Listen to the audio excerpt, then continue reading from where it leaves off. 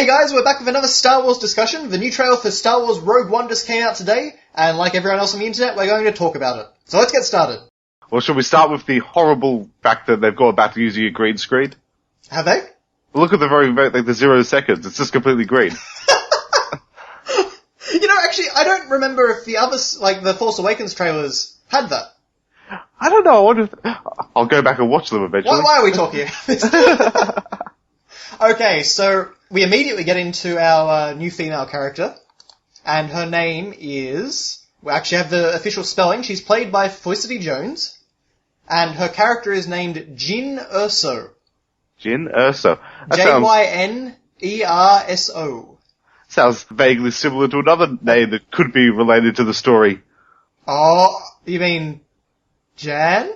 I might be. I might mean that. Jan Urs? Or Oz? Was it Jan Oz? Oz, yes. You're right, actually. That's interesting. I have no idea if it's the case, but... Oh, that would be amazing. It seems like an illusion, if nothing else. Okay, so just to preface this whole thing, Rogue One is the story of the rebels that stole the Death Star plans just before Episode 4. And in the old canon, this was actually told in a video game, pretty much one of the first Star Wars video games, at least to branch off on do original content. And that was called Dark Forces, and that was on the PC. Now, Dark Forces introduced the character of Kyle Katarn, who went on to become somewhat of a fan favourite. And, you know, he went on from his humble beginnings of stealing the Death Star plans to become a Jedi, save the galaxy. He was a pretty major player in the end. Now, because we're in the new canon, of course, Rogue One overwrites all that. But, you know, it will be interesting to see how much they reference in this movie. Yeah, like, she's a different character. She's certainly a different character. But I wonder if they'll keep any threads of the story alive, like, you know, the same. Yeah, honestly, I hadn't even considered that, but the name does have some similarities. Like, it's just got a similar sort of ring to it, so... Yeah. And actually, I do have something to talk about on that, the Dark Forces note later on. Okay. 2 things, in fact. Oh, excellent. Okay, so we see her walking down the hall with the rebel soldiers, and, you know, of course, this is on Yavin, as we see, which is, amazing to see again. And it's good to see it look like Yavin. Like, you know, it looks like, you know, a rebel base. Yeah, it honestly looks identical. Yeah. One of the things that impressed me about this trailer was how they've gone back to being original trilogy Star Wars look, and they seem to have done a really good job of it. Absolutely. It's just, the only thing is that Felicity Jones doesn't have a 70s haircut. Yes, well, that's true. But, absolutely. I mean, of course, here we immediately meet Mon Mothma. Mm-hmm. And I've got to say, the casting is incredible. Oh, yeah. She looks identical. Yeah, she does. She looks younger. It's the neck. I mean, it's obviously the neck. Yeah. I don't know. Is Mon Mothma a human? She is, yeah. She is. Okay. Did she come from Corellia? I thought she came from the planet that was blown up in Force Awakens. Oh, I think she does in New Canon, yeah. Yeah. And that's the only one that matters now. Oh, this Mon Mothma actress was the one who was cut from Revenge of the Sith. Oh, really? Yeah. Ah. Alright, well, someone did a really good casting job 10 years ago. Yes, indeed. 12 years ago. Indeed, the timing's perfect. They may as well just put that scene back into the Revenge of the Sith now. Oh, yes, Homeworld Chandrilla. Ah, right. That's it, yeah, so I think that's only in the new canon, though. I'm just looking at, I just typed Mon Mothma into, Google, and it says she appears in various things and is played by Carrie Fisher and Eden Espinosa, and I'm like, she wasn't played by Carrie Fisher, I'm sure I'd I would love that if, like, Carrie Fisher's just, like, running between the set, like, the spots on the set, in the scene. Just extending her neck. Yeah, like, Plo Koon. Or, it was Plo, no. Who was the guy with the long neck? Oh, God. I have no idea. That's it! Yarel Puff. I can't believe I don't know that Jedi. He seems so important. So should we get back to the trailer? Why not? Yes. So, okay, Mon Mothma, she's absolutely perfect. And now this is the guy I want to talk about. So at the 26-second mark, we get a guy who's in like a dark leather jacket, and he's got a beard and things like that. Yep. Yep. And 2 green dots on a metal plate for some reason. Yes. So, I sincerely doubt it, But I kind of wonder if maybe he's like their updated Kyle Katarn or something. Well, that's what I thought as well. Because I'm going to send you a little picture, but if you guys go up and look up the Dark Forces portrait of Kyle Katarn, he kind of bears a bit of a resemblance. Ah, yes. The same jacket, like it's a big heavy jacket. I mean, I guess this guy doesn't have armor on underneath, but it was just a slight similarity that made me wonder. Yeah, well, that will be very interesting. I mean, do we know who this actor is? Like, I don't know who the actor is. Do you know what his character is? I'm sure we do. Diego Luna? Is that him? Yeah, that does look like him. And he's in Rogue One. Maybe you could be Kyle Katarn. Diego Luna's character name possibly revealed? Oh? So certainly not actually revealed. Is it Kyle Katarn? What? I'm just saying, is it that? Oh. Well, I hope this isn't true. Why? Cassine Willix. Oh my god. They really are not pulling any punches with these names, are they? No, they really are. They're just awful. That's my biggest problem with this new canon, is just how bad the names are. Well, I like Rey. Oh, I think Rey's fine, and Finn's also good, Yep. but Snoke, Yep. I mean, Kylo Ren is cool, Yeah, agreed. but it's also a bit weird, like, without any context of what Ren is. Well, apparently this guy isn't actually a member of Rebellion or something. If this rumor pans out, he's just an entirely new character who simply wants to help. Well, that sounds like a bit like a protagonist or a playable character who just wants to help. I desperately hope he's not called Cassine Willix. Yes, that would be awful. Oh boy. But anyway. Continuing on with the minute 57 trailer. Indeed. Okay, so we have that guy, and then we see her on like some kind of desert planet, I think. Yeah. And, obviously the combat here is rather different to anything else we've seen in Star Wars. Oh yeah, and do you think it's Tatooine? Because it's like... So there is a moisture evaporator. Yeah, there were moisture evaporators on Jakku as well. Mm. I don't think it'll be Jakku, but it's like Disney has this desert planet fetish that they've carried it over from Lucas, because like desert planet seems to be all the rage. Well, okay, let's just think about this. There's a desert planet in episode 1, 2, 4, 5, There's 7. a desert planet in 3 as well. Oh, sorry, not 5, sorry, 6. Of course, yeah, Tatooine does appear in episode 3, doesn't it? Only for a bit, but Obi-Wan does drop off. So Empire Strikes Back is the only one. Yep. And it's also the best one, so... I wonder what that says about desert planets.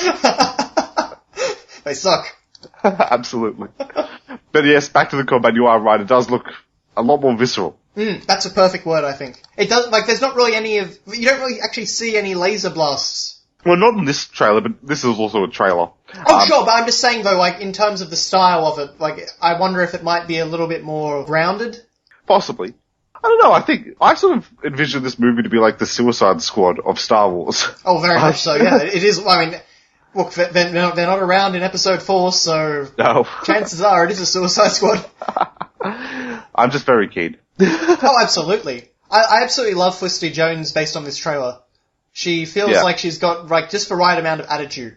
Yeah, I think they all look pretty cool. I like all the looks of everyone. Yeah, exactly. But she's really the main one that we get a sense of character from. Oh yeah. So then we get the and I've got to say, looking at we see a bunch of rebels mobilizing to the X-Wings, which is awesome. We've got a gonk droid in the background. Yep. And I've got to say, actually, looking at that guy Willix walking alongside Felicity Jones' character, he does look Kyle Katarnish. He does. I'm going to prove that this guy's Kyle Katarn. Close enough. Yeah, that's close enough for me. Just name him Kyle Katarn and get it over with. He's probably going to fill the role similar to the Kyle Katarn in the game, so probably. Do it. Well, except the main character in this movie is Felicity Jones' character, whereas in the game, Jan Ors was just an ancillary figure. Well, we'll flip them around then. Basically, yeah. Yeah. So he'll be the pilot. That'd be great. I wonder if I really hope he's not a Jedi, but actually that's something. No, well, Kyle Katarn wasn't a Jedi at this point.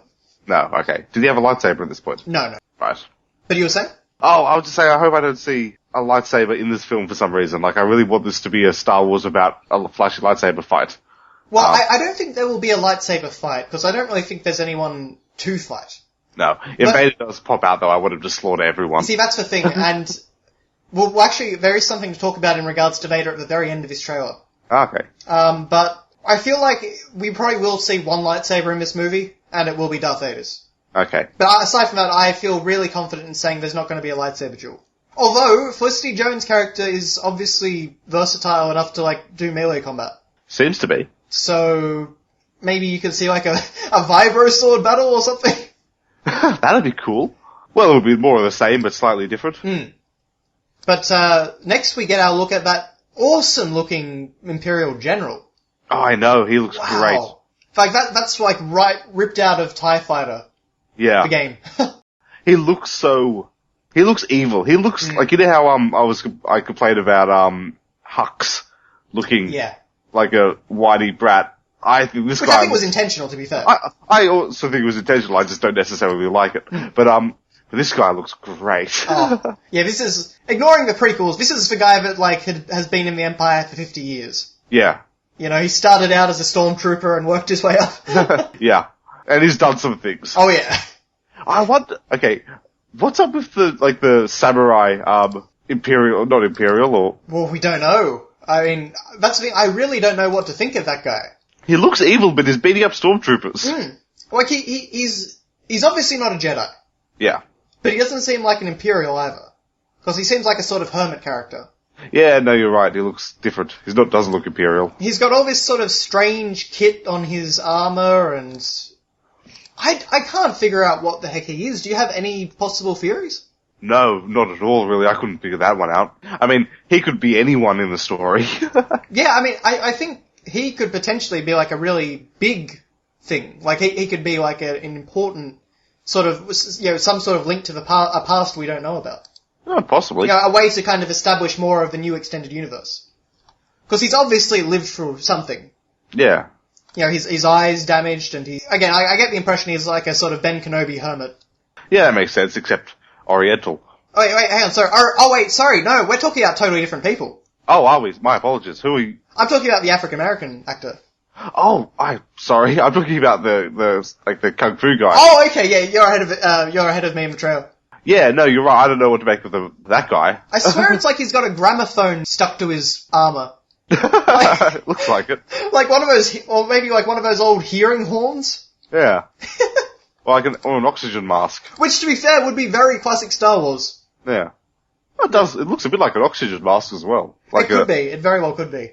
Well, anyway, after we see that guy, we get some Dark Troopers. Oh yeah, I'm willing to bet that those are Dark Troopers. Yeah. They've got to be, don't they? Like, they're black stormtroopers. They need to be Dark Troopers, yeah, especially in a movie that overrides Dark Forces. Yeah. They could be Shadow Troopers, but... yeah. I think I'd also go with that bet that they're Dark Troopers.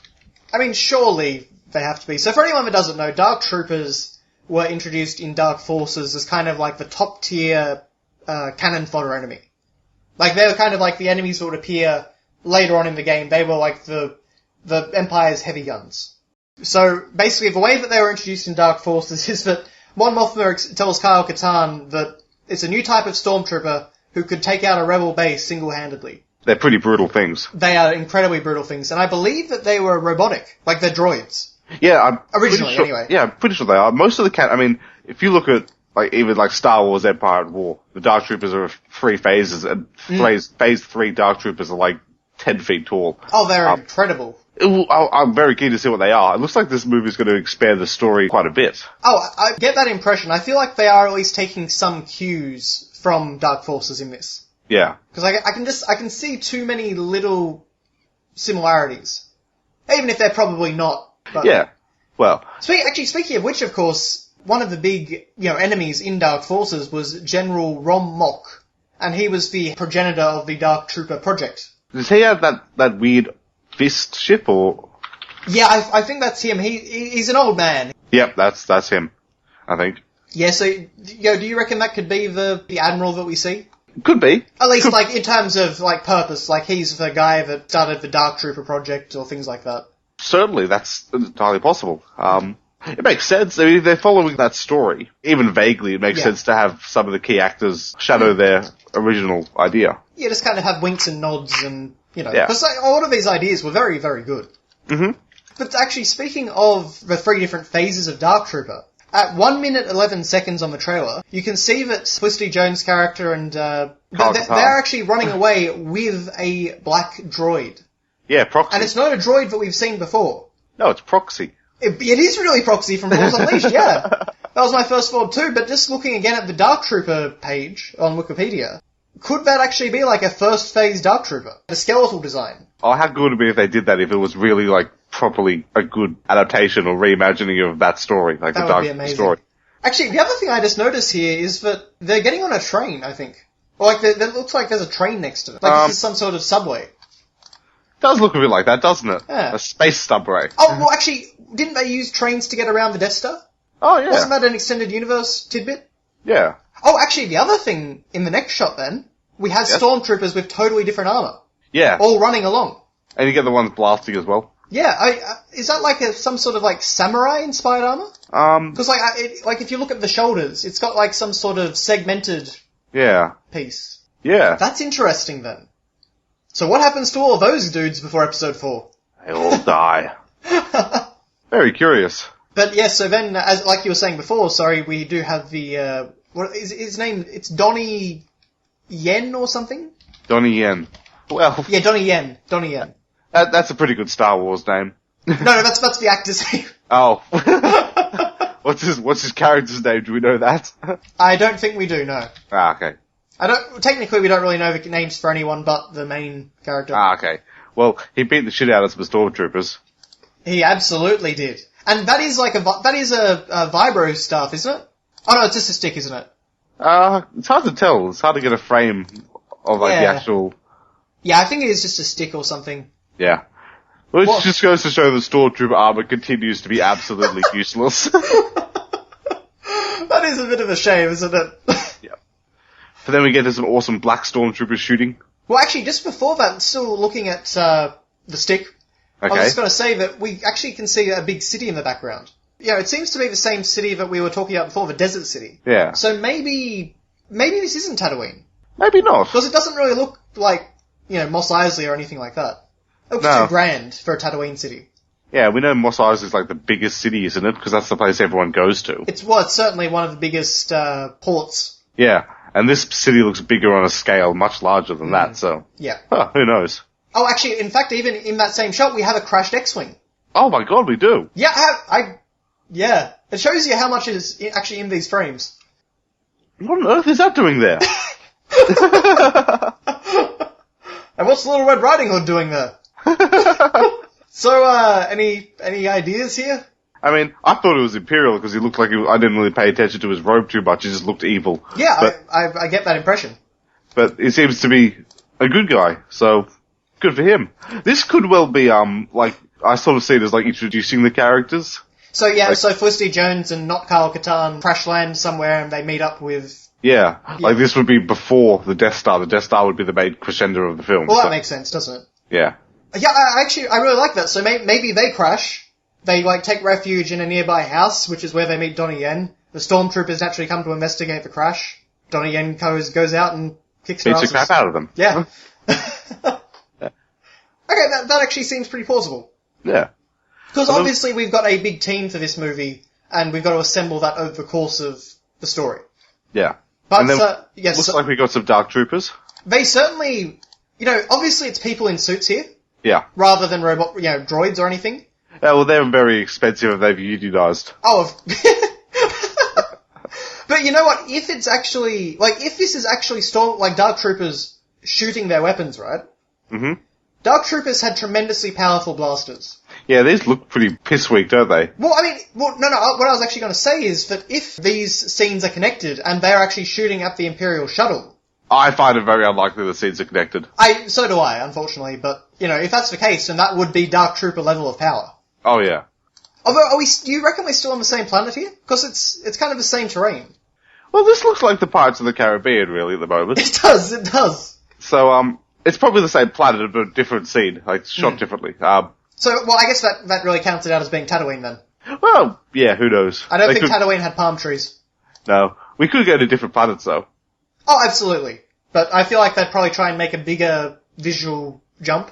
But what ship is that? The one that blows up. Yeah, that is unique, isn't it? Well, it's massive. It's not like, a shuttle. It's like a drop. It's like what they'd use to drop AT-ATs off. Yes, that's true. And in fact, actually, we do see the AT-ATs later in this same environment. Yeah. So maybe that's exactly what it is. Well, yeah, it looks like that's what you do with it. I never get why they've got these weird wings, though. What's up with their weird pointy wings that they love? Yeah, I guess that's just one of those things. They're trying to be a little bit different from the original trilogy in some areas. Yeah. No, it's fine. I don't care too much. Oh, of course not. It's just it's a curiosity, isn't it? Yeah. You know, even though, you know, we can nitpick and things like that, you know, a lot of thought goes into every single element here. Mm-hmm. So it's not like it's just done willy-nilly. But then we go into the awesome admiral or whatever he is walking through the water. This guy looks amazing. He does. And then we get a something. A shadowed, hooded figure. Look, this is... I don't know what to make of this, because we've got the Emperor's personal guards. Yeah. Which only ever appear with the Emperor. Uh-huh. Could this actually, could the guy in the cloak be Ian McDiarmid? Possibly. But who's he kneeling before? Well, you see, this is my grand theory. Snoke.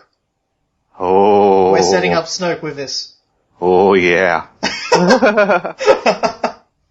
Because, that's the only thing that could really make sense at this point in time, couldn't it?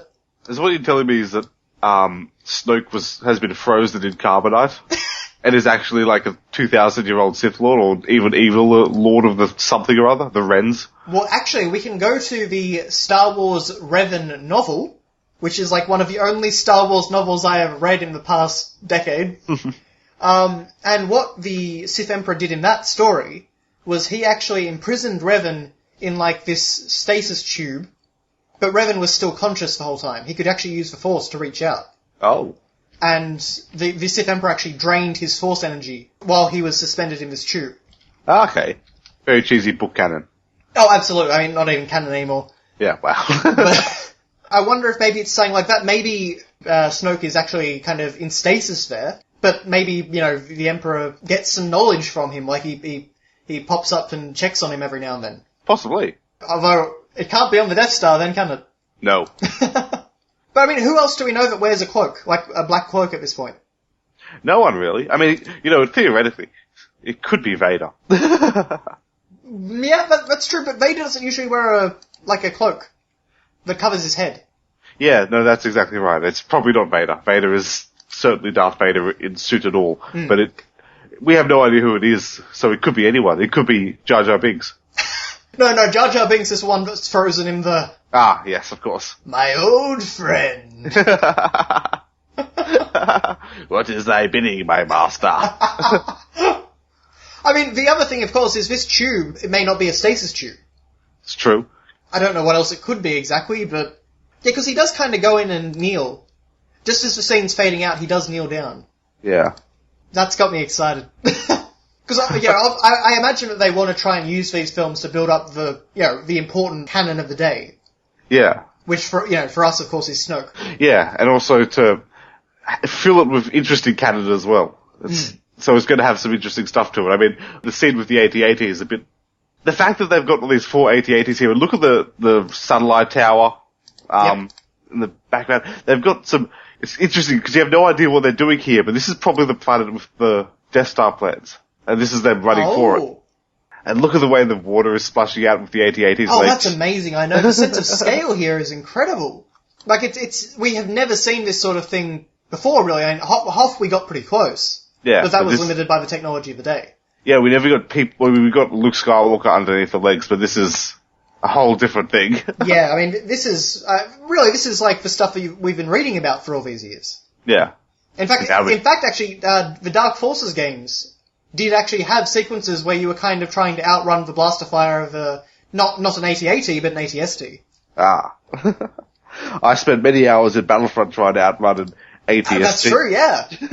That's another good example. And actually, you know what? You point out that tower.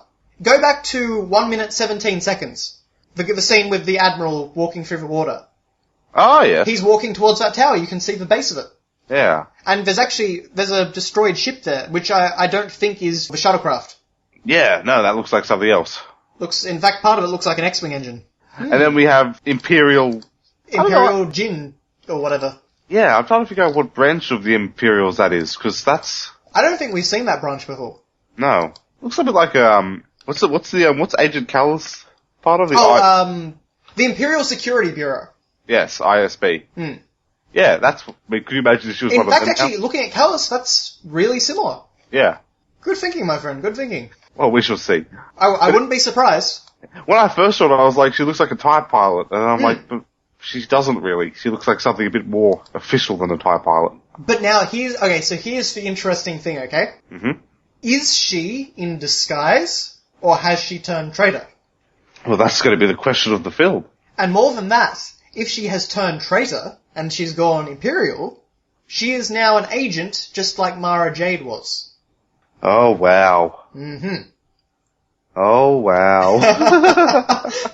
You know, like, are they just trying to build up their own sort of spin on the old extended universe, or what? That would be amazing. Yep. So then you kind of combine the Mara Jade and Kyle Katarn story arcs. Oh, that'd be great. Into kind of one, yeah. That'd be doing it so right. It would be interesting. I mean, of course, in the old canon, Kyle Katarn was Mara Jade's teacher. So that's basically the trailer. Are there any scenes we should go and look at? Okay, so what I want you to do is, at the very end here, I want you to turn the volume up as much as possible and tell me if you can hear Vader's breathing. Alright. When the black screen is in, or...? You can hear it just in the background while they're saying, "What will you become?" Ah, okay. There's just a... Oh, yeah. So, that opens up even more things, because, like, if we're going the Mara Jade route, she was the Emperor's hand. Yeah. So she did actually have kind of dealings with Vader. Wow, that'd be cool. I love the idea of it. But, you know, even if not, still pretty interesting. Yeah. It looks like it's going to be different to the episodic ones, but it's going to be Star Warsy as well. Yeah, I mean, they've obviously gone to significant effort to try and recreate the look of the original trilogy, like particularly Episode 4. Yeah, I mean, look at, where is it? It's the Star Destroyer at 42 seconds, or 41 seconds, whatever. Oh yeah, I mean, that's an amazing scene. It is, it's so, I mean, Force Awakens, the Star Destroyers were black. Not black, but all the lighting was dark. Yeah. Whereas when you look at this looks like an original trilogy Star Destroyer, like light and white. Absolutely. And reflective. And look at all of them in the distance when the Death Star's at like peak height. Oh, I hadn't noticed that. Gives you another good look at the scale of the thing, doesn't it? Yeah, something that we didn't really get in Episode 4. No. I could swear that these are all models as well. The lighting on that Star Destroyer looks like a model to me. It does not look like it's CGI. Well, that's the thing. I think it's a CGI. I'd say it's CGI. But... Oh, okay. But it looks really good. Like, you know, the lighting is perfect on it. It's because, like, the AT-ATs at the end, I can tell that they're CGI. Whereas this gives me more of a model impression, but... It could be. That'll be interesting to see. Yeah. There's a lot to talk about. Well, one other thing I did want to talk about, and this trailer kind of made me realise, is that this looks exactly like we see everything in Episode 4, right? Yep. Star Wars Rebels is up to about 3 years out from Episode 4. Yeah. Yeah, presumably this is like maybe 3 months before Episode 4, around about that sort of time period. Something that kind of interests me then is Rebels obviously has a lot of ground to cover before we get to here. That it does? Because, like, just looking at this, the scale of everything, and like, it's a very professional operation. It does. It looks like the Rebel Alliance you see in Episode 4.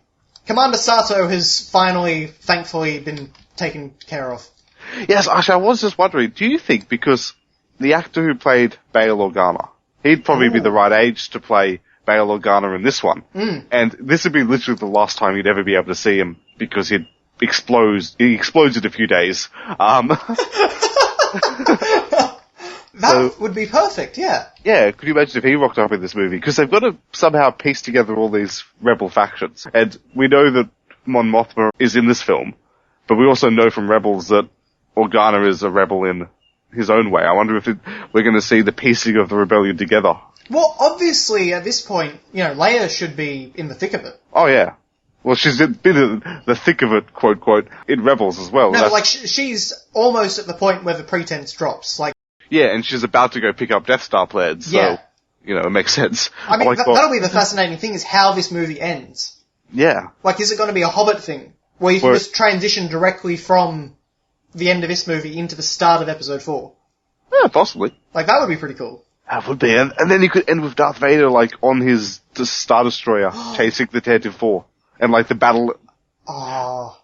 Get the start of the battle, not the end of it.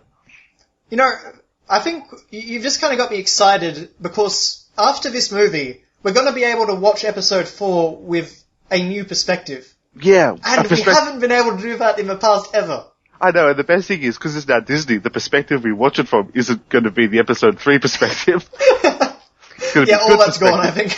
Yes. I could actually quite peacefully now watch Star Wars without ever going back to the prequels.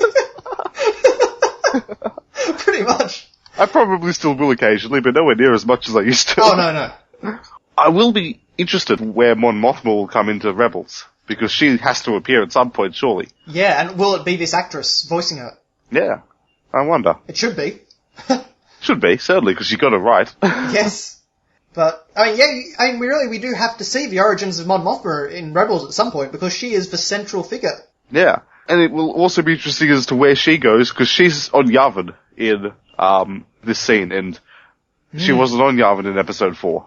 Good point, actually. We don't actually see Mon Mothma until episode 6. No. Huh. So she buggers off for a few years. Was she ever intended to be in an earlier film? I have no idea. I'm just thinking. Wikipedia to the rescue. Wikipedia to the rescue. Oh, she was in Clone Wars. Well, probably, okay, yeah. Yeah, she was actually in Clone Wars. She did appear to serve as the senator of the planet Chandrila. Wow, Star Wars fans are really quick. Oh. They've already updated Mon Mothma's page with all the dialogue and information from the trailer.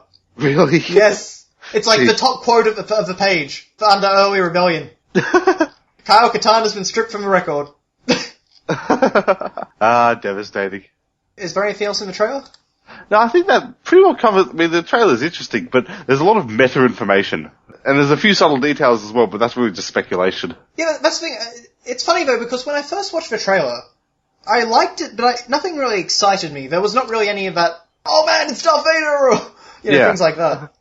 But talking about it with you, and there's a lot of possibilities in this, way more than I thought.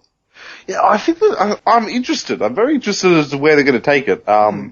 It certainly piqued my curiosity, much more than the 10-second teaser trailer did. I believe you mean 0.5-second teaser trailer. 0.5-second teaser trailer. Well, we managed to turn 2 minutes into 47 minutes, so... That's a good point. Well, actually, okay, one last question, then. Okay. The name. Rogue One, a Star Wars story. I like it. So do I. It's actually funny that it's slightly contrarian to George Lucas's original vision for it, which was that it was going to be a TV soap drama. Oh, you mean the Underworld one? The Underworld one? Yeah, that's what it was called, Underworld, we'll say. Oh, no. I'm talking about Star Wars as a whole. You know how he was naming Star Wars as, episodes because he wanted to be Flash Gordon. Yeah, okay, sorry, I understand, yep. Yeah, it's funny that now they're actually doing that and just making episodes, as it were, as stories, but they don't call episodes, because episodes mean something else to Star Wars. That's a very good point, actually. Yeah, it kind of would make more sense in, an episode, episodic sense in that way. Well, it does, but it's also good that it's not, because it gives it gives episode 7, 8, and 9 a bit more clout. And absolutely. This looks like it's going to be good, but it's designed not to be a Star Wars episode. It's just a Star Wars movie. It's a story. I like the fact that it's Rogue One and then Star Wars is lesser, smaller to it. Yeah. Yeah, there's no mistaking it that it's Star Wars. No. So I guess they don't really worry about, people won't know. What do you think Rogue One means? Well, technically it's a leader of Rogue Squadron. Yeah, Rogue Squadron doesn't exist yet. Because in episode 4, it's Red Squadron. And in episode 5, it becomes Rogue Squadron. That's true. So, but this is Rogue One. I wonder, because it's like a Suicide Squad thing, imagine if they all die at the end, but because they were the group of rebels who got the Death Star plans, the important group, it's like a homage to them. That's why Rogue becomes a rebel. Oh, that would be really cool. Yeah. It wouldn't mean much, though, although, again, this is still before episode 4, though, so you think they would have renamed it prior to... Well, it's only weeks before episode 4. Well, is it weeks, or is it months, or... I guess it must be a pretty short time. Well, we know that hyperspace travel is instant. It seems to be in the new canon, at least. It doesn't take 24 hours to fly places anymore. No, apparently not. So, if the start of episode 4 opens with the Star Destroyer chasing Leia down with the Death Star plans, Yeah. you have to assume that she only just got the plans, or got them very recently. And then after that, shit hits the fan pretty quickly. Darth Vader's in pursuit still. Yeah. So they would never have had time to change the name to Rogue Squadron. That's true. That's very true.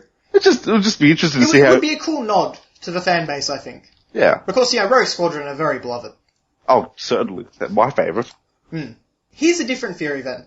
Ooh, I like theories. What if Rogue One is actually referring to the character, like Felicity Jones' character then? Because she's the first rogue. She's a Rogue One. Oh, yeah. That could be like preferencing her status in the rebellion. It could be preferencing a betrayal. Yeah, her loyalty. She's gone rogue. Yeah. Oh, that's a nice take on it. I don't know. It just kind of made me think of it. But what is the actual definition of rogue? A dishonest or unprincipled man, or an elephant living apart from the herd, and having savage or destructive tendencies. Alright, I now believe that this movie is about... We're discussing the elephant in the room. But now here's the big question. What happened to that elephant prior to episode 4?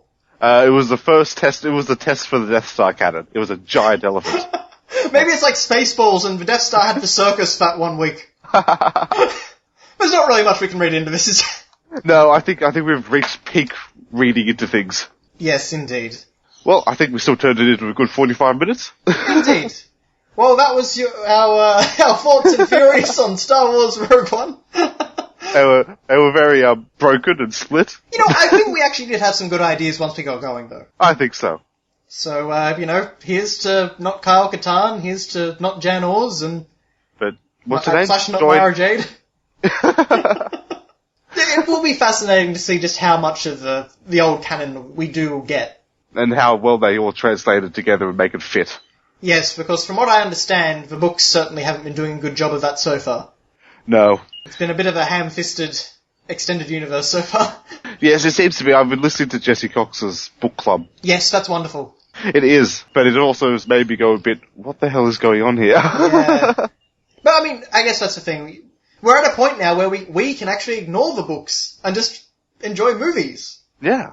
Which is a much better way of taking information in. Yeah, I would much rather have the movies than, a good movie than a good book in this instance. Yeah, being a movie series. Yeah. Movies is where it's at, man. Oh yeah, well, for Star Wars, absolutely. But, I think that's really all we can squeeze out of this trailer. Exactly, I think we're done. We're done. Okay. So thank you very much for watching, guys, and we will see you next time. Probably next week when there's another bit of Star Wars news. Yes, fairly well.